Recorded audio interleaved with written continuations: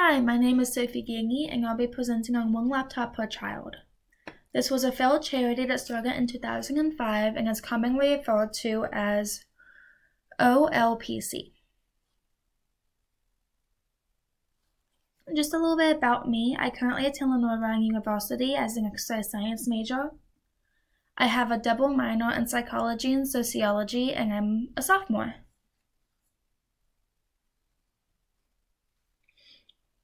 My ultimate goal is to attend grad school here at LR, where I attend the occupational therapy program.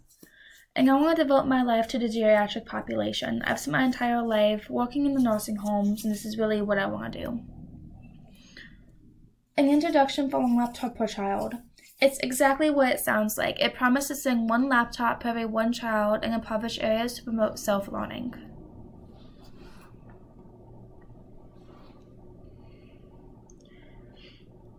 The founder and his team wanted to send 100 to 200 million ZL laptops per year for 2 years to underprivileged countries.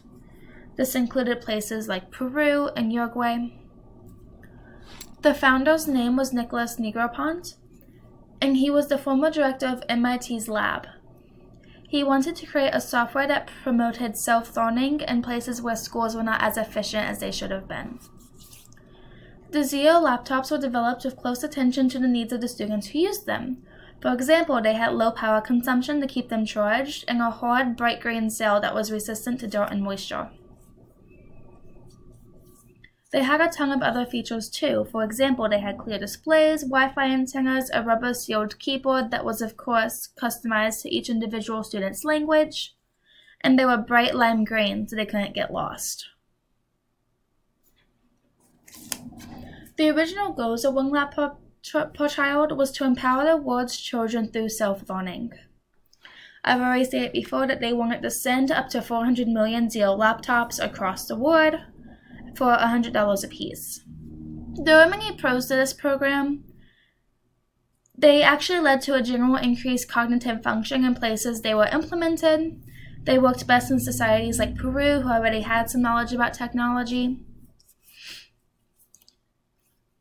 It was actually most effective in Peru. The laptop per child ratio skyrocketed from 0.12 laptops per one child to 1.8 laptops per one child. So at the end of this program, there was more laptops than children. Uruguay was also another really popular place. They used over 500,000 laptops, and they had a positive effect on the ability of learning material for students across this country.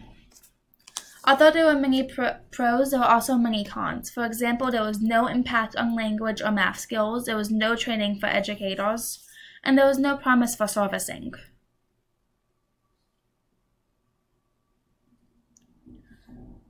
The price increase was also a huge con, and it led to many countries, like Libya, to opt out of the One Laptop Per Child program. The price actually increased from $100 to $200 plus shipping. Because of their failed price, they actually implemented a buy one get one deal in the United States. This meant that Americans could buy a laptop for $500 and then another laptop would be sent to a country in need.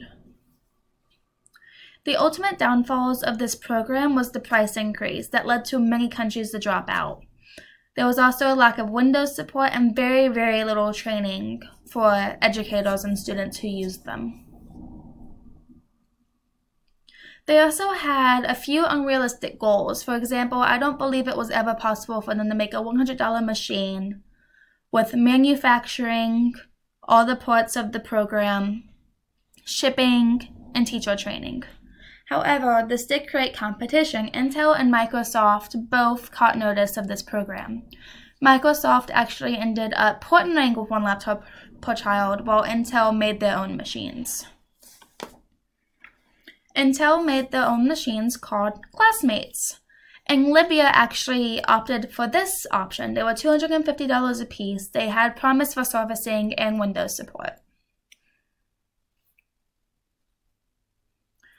So in summary, I feel that the One Laptop Per Child program had really good intentions, but did not plan as well as they should have. They should have never promised a $100 price tag before investigating about them more. Thank you so much for listening to my presentation.